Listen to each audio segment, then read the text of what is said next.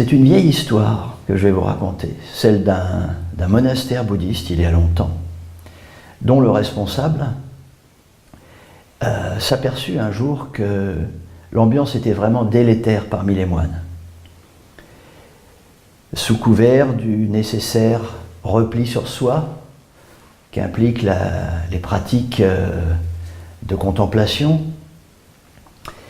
une habitude avait été prise d'indifférence, de rituels mécaniques, et puis peu à peu de vrais replis sur soi, avec une indifférence à l'autre, une compassion de façade, de l'égoïsme, puis finalement des critiques, de la jalousie, enfin une ambiance pourrie. Comme on peut en connaître, si vous voyez ce que je suis en train de vous raconter, de nos jours. Beaucoup d'individualisme. Et voyant cela, le maître eut une idée géniale, mais n'est pas maître qui veut, qui fut de réunir les moines et de leur dire « J'ai une nouvelle très importante. Les astrologues se sont réunis.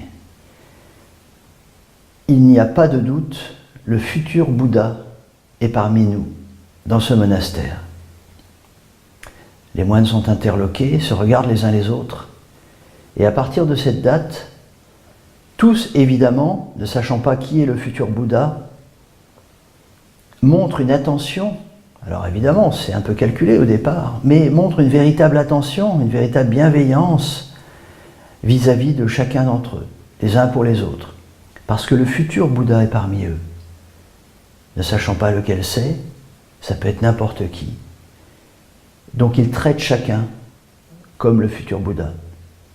Et l'histoire raconte que tous connurent l'éveil, ce qui n'est pas totalement anormal puisque, paraît-il, cette nature de Bouddha est en chacun de nous. Il suffit de la révéler. Donc à partir du moment où l'on commence à regarder ce qui est beau, ce qui est bien chez chacun, parce qu'il y a toujours quelque chose de bien, il y a aussi toujours quelque chose de mal.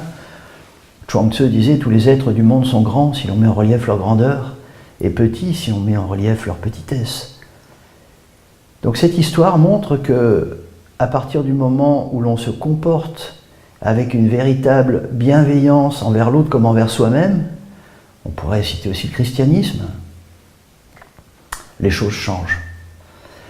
À notre époque, dans notre société, avec le bruit que font les religions dans le monde moderne, je pense que cette histoire devrait être retenue. Cadeau.